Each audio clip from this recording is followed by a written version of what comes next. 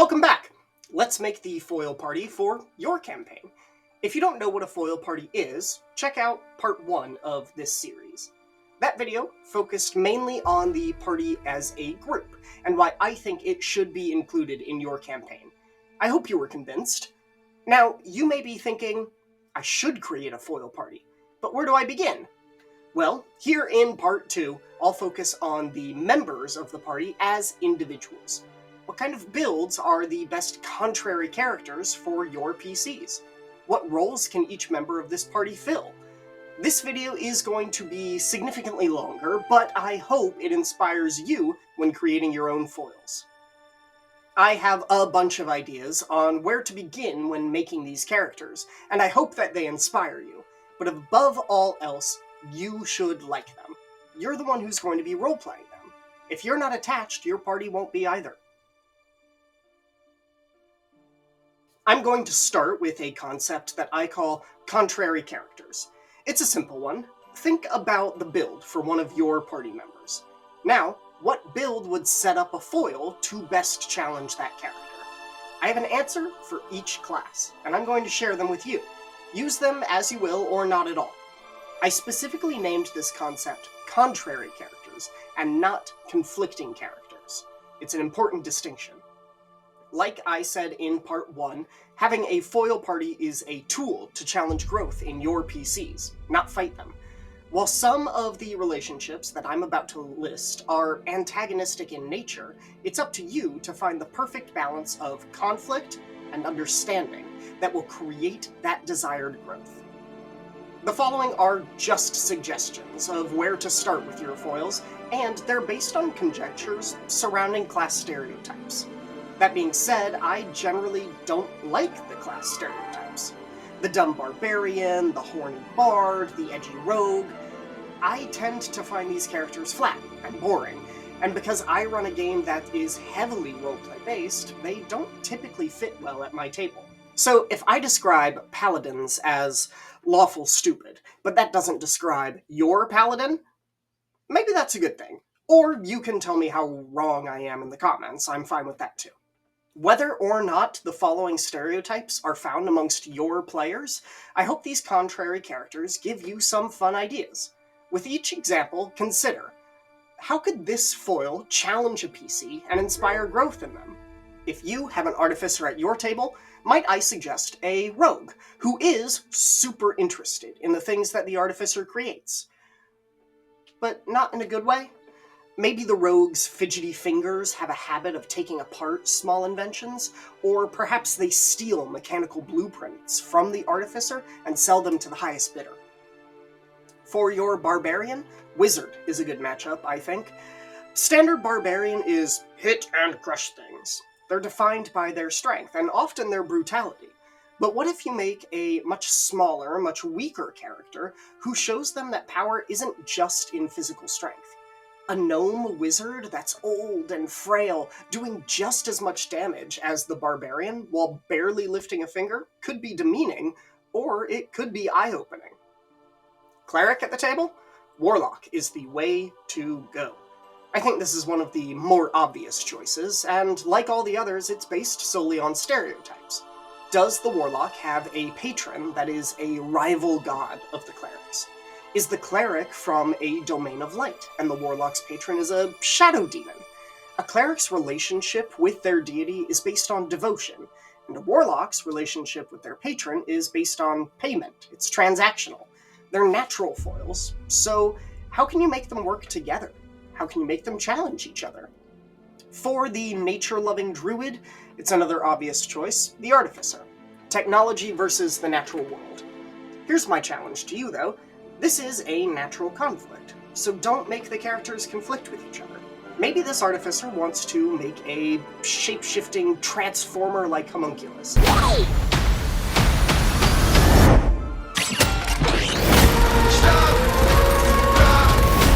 And wants to take notes from the druid's wild shape ability. Maybe the artificer's goal is to come up with some technological device that protects nature, an environmental shield, or something similar. Maybe they're trying to master flight, to create your world's first plane or airship, and they want to know what flight is like from the druid.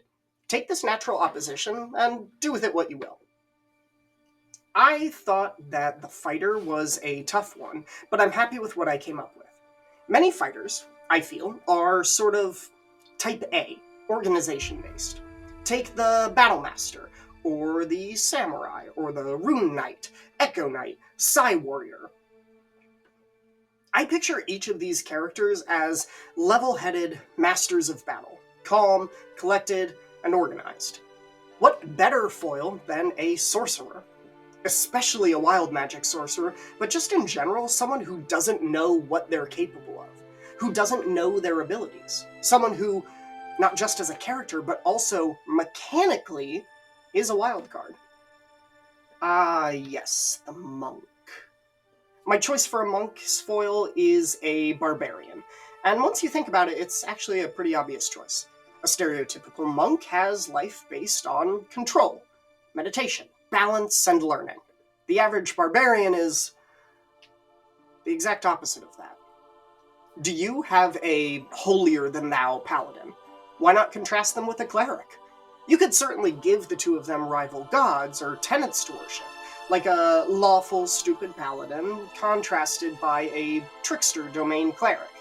But what if instead, this cleric had the same source of power as your paladin, but is just willing to go farther with it, a more extremist type of approach?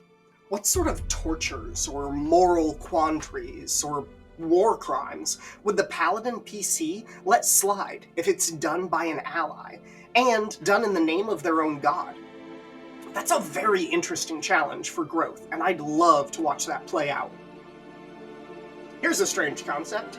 If your table has a ranger, make their contrary character a druid. Make them fight over territories. Make their homelands neighbors that rely on the same resource, but one is vastly superior to the other. Give them opportunities to try to outclass each other in a wild setting, and then let them bond over the discomfort of urban areas the next time the party and the foils bump into each other in the big city. This one is more on the comedic side, but I think a hysterical contrary character for a rogue would be a fighter. And only because the fighter in question has like a -20 stealth modifier, and no matter how hard the rogue tries, they always end up paired together. I'm imagining an edgy rogue who tries really hard to hate the fighter, but the guy is just a big, lovable oaf who is trying his best, and over time they grow to become inseparable. I love that idea. That's sweet. Got a sorcerer? Make their contrary character a ranger, who sees the sorcerer themselves as something invasive, something that doesn't sit right in the natural world. Perhaps this ranger has dealt with something or someone like your sorcerer before, and it devastated their people or their homeland, leaving an emotional scar. How will the two react to each other, and how will it evolve? Who should be the contrary character to your warlock? I feel like I'm kind of phoning this one in, because I said warlocks make good foils to clerics. I'm almost at the end of my list. Obviously, it's the paladin, and for so many reasons. Consider that the warlock can do. If your wizard needs a challenge, it's time to bring in the monk. This contrary character is really the only one that's based in class abilities and less of class stereotypes. So picture this. Whether you have an enemy foil party that will eventually come to blows with the PCs, or a competition party that faces them in an arena, or if the two groups are friendly but just want to have a nice casual spar, no one will annoy a wizard like a monk. They're super mobile. They can stun constantly and consistency. They have the evasion ability, which makes the wizard's fireball practically useless, and they can adjust end effects on themselves by sheer force of will. You could potentially build a monk for the sole purpose of being a pain in your wizard's butt. I know what you're saying. Ryland, you forgot one! No, I didn't. Clearly I left out bards, and you know why. A bard is a character that lives for the spotlight, wanting to be the center of attention. All eyes on me. So, obviously, the best contrary character would be, you guessed it, another bard. Whew. Okay, that is the end of the class list and contrary characters, and I hope it gave you some fun ideas. Now, let's talk about the roles that each of the various members of the foil party can fill. This is, of course, not a complete list of all of the potential roles for individual foil characters, but it is a comprehensive one, and it's one that I hope sparks your imagination and inspiration for your own campaign. If you think of additional roles that you would like to add to the list, please share them in the comments. I'd love to hear your suggestions. Also, keep in mind that one character can fill multiple roles. You'll see what I mean. I'll use my own foil party, the Tidal Typhoons, as some examples, and it'll all make sense one day when I get around to doing a campaign recap, but for now, if you're intrigued by these lovable rascals, you can download them on my website to use in your own campaign. 5 fully fleshed out level 5 characters, complete with optional backstories, traits, and quirks, available in PDF format for just $5. Link in the video description below. The enemy. I'm starting with this one because I have a lot to say about it. If one of your PCs has an enemy group, make one of the members of the foil party a part of that group. As long as it's not an evil, good, black-white conflict, something with more moral grayness in your setting, because then you can use this character to highlight that struggle of morality. That's the point of a foil party, after all. Is your Rangers' hated enemy orcs? Alright, that's a little bit very racist, but fine. Make one of the foil party an orc, or a half-orc. Did one of the PCs fight in a war prior to the campaign? Awesome! Make one of the foil party a veteran from the other side, and they definitely fought in the same battles. Maybe your rogue has a rival thieves guild, or the druid is trying to protect their forest from humans intent on industrial expansion. You get the gist. This role can be especially interesting if the rest of the parties are very friendly with each other. One of your player characters might hate one of the foils, but they can't do anything about it if the two groups themselves are to stay on good terms. To me, this sounds like a fun dynamic, and I plan on using it in the future, if one of my player backstories lines up with it. Now, I know at this point I sound like a broken record, but when doing this, remember, the goal is to create a foil, not an antagonist. Make sure to keep this difference in mind when creating this character. Now, it should be obvious that you can't make all of the foils part of the enemy role unless you intend to make an enemy party, as discussed in the categories section of Foil Party Part 1 video. If that's your intention, great. Otherwise, my suggestion would be to limit this role to a single member. The one to impress. Typically the leader of the foil party, whether that's an official title or not. This is the one who you really don't want to hear say, "I'm not mad, I'm just disappointed." Obviously, amongst the Typhoons, this is Albrecht. With his background as a veteran and a general, the player characters knew that his expectations were set pretty high. He's the reason that the Typhoons are so organized in combat, and the Stormslayers really responded to that, and wanted to earn his approval. It was a slow process, but they eventually got there. The source of knowledge. As a DM, this is your opportunity to do one of my favorite things, lore dump. Have this character be an expert in history, arcana, religion, whatever the needed subject. Ideally something that your PC party is lacking, but needs at the time. It makes sense for this character to be a wizard, like Jared, or a bard, like Alar. But don't restrict yourself. Any character class could be an expert in practically anything. The fun one. Especially at lower levels, this character is an integral part of getting the two parties to get to know each other, to interact. Sure, the two parties might be competing for the local lord's favor, but who can say no to a lovable scamp who just wants to go on a tavern crawl altogether? This character might not be too worried about saving the world, but just wants to have a good time with their friends. This is the person encouraging another round of drinks at the tavern, playing pranks, asking personal questions to get to know each other better. Perhaps it's just their personality, or maybe they're using it as a defense mechanism to hide some deep personal insecurity. Next! Who can say? The one to save.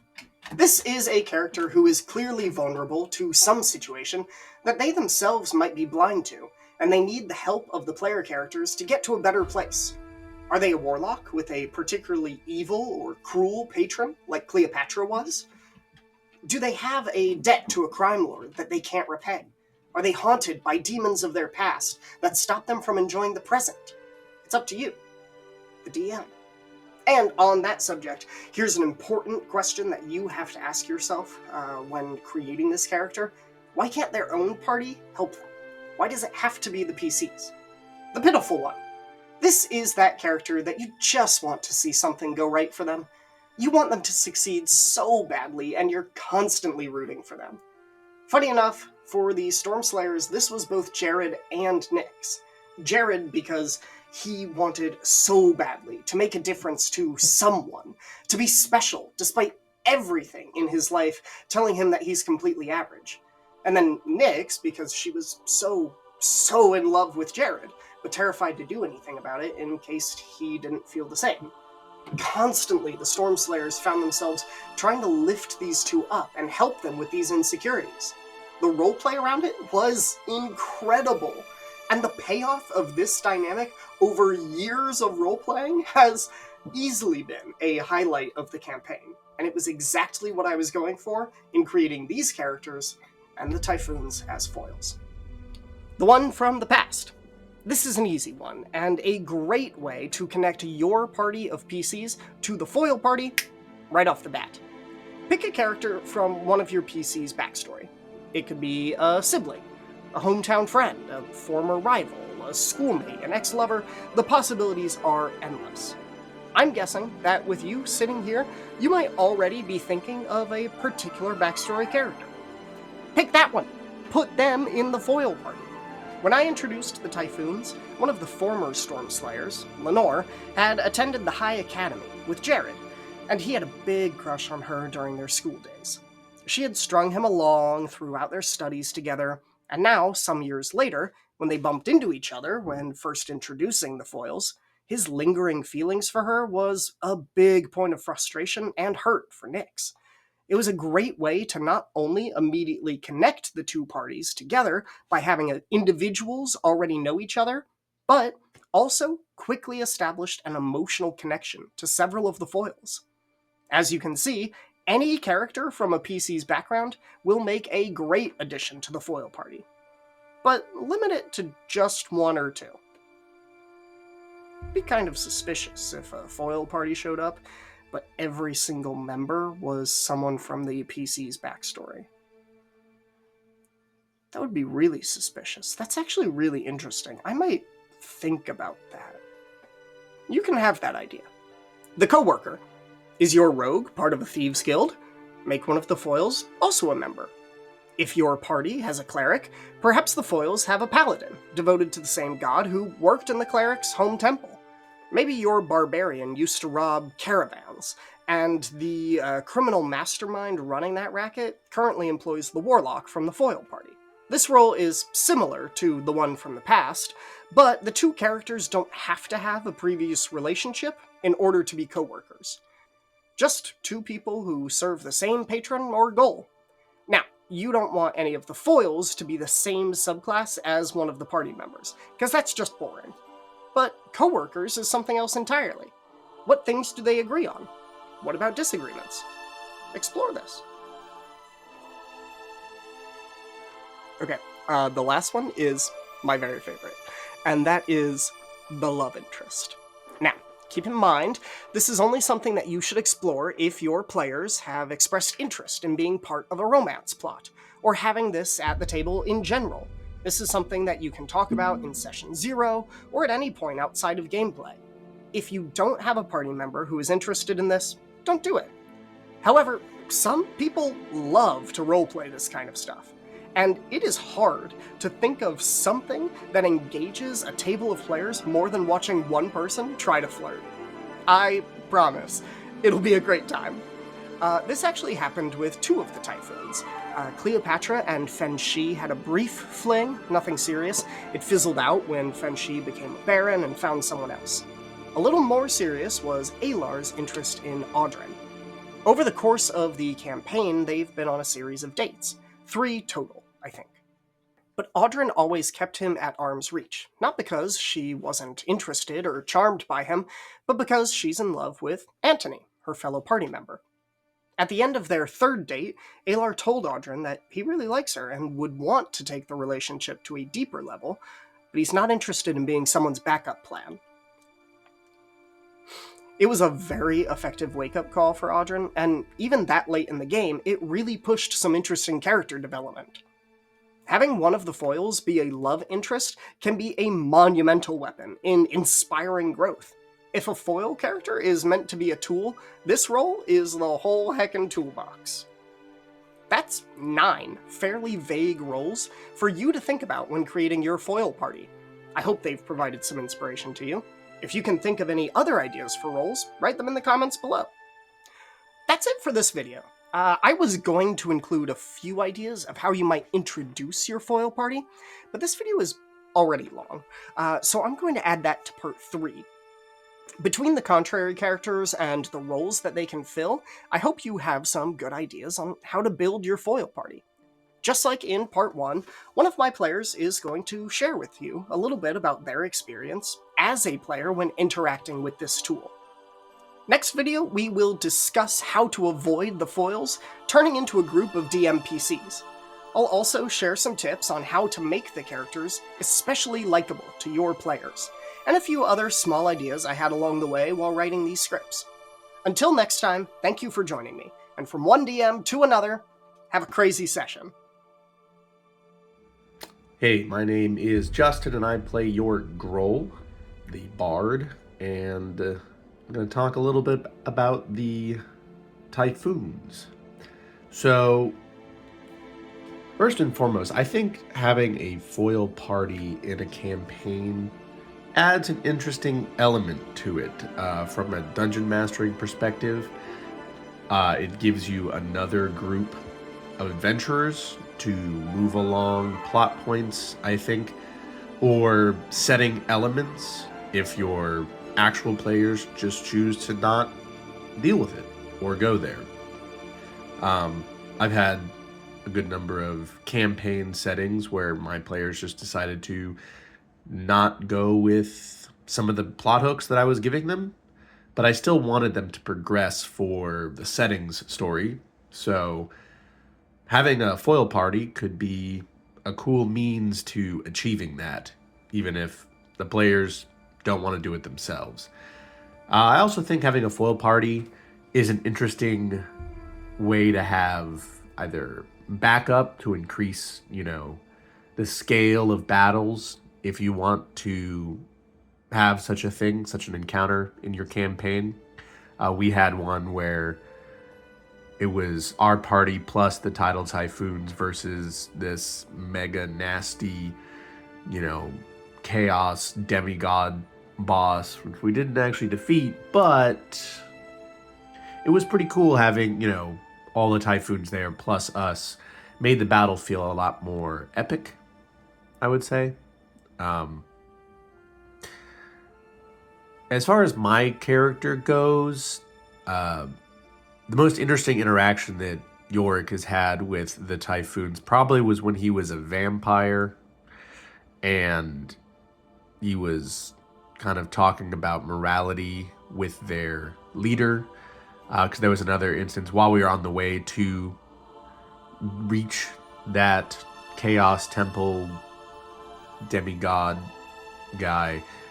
We were traveling a lot with the Tidal Typhoons, and I thought that was probably the most interesting interaction my character has personally had with the Typhoons, because their leader was very untrustworthy, untrusting, I guess rightly so, of my now vampiric character, even though he knew my character before he became a vampire. So I thought that was pretty interesting.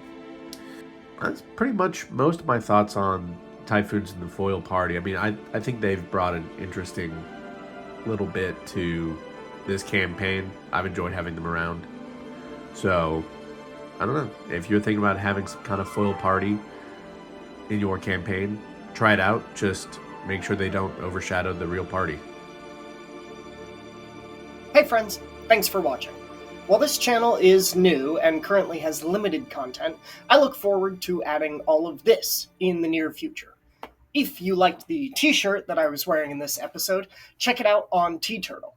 If you want to stay up to date on every video, please go ahead and like and subscribe.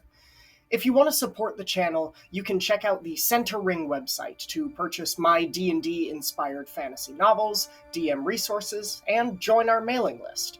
Every supporter, sale, and donation makes a difference. Thank you, and I'll see you in the next video.